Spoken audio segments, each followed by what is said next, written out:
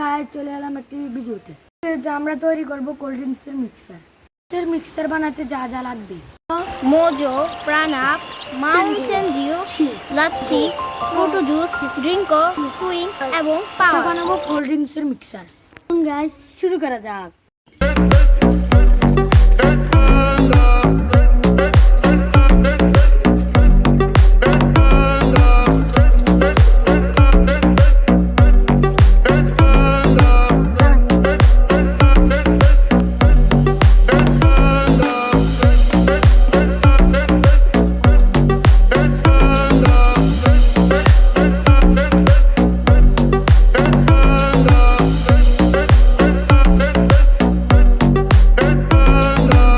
Cold ড্রিঙ্কসের mixer কিন্তু তৈরি হয়ে গেছে।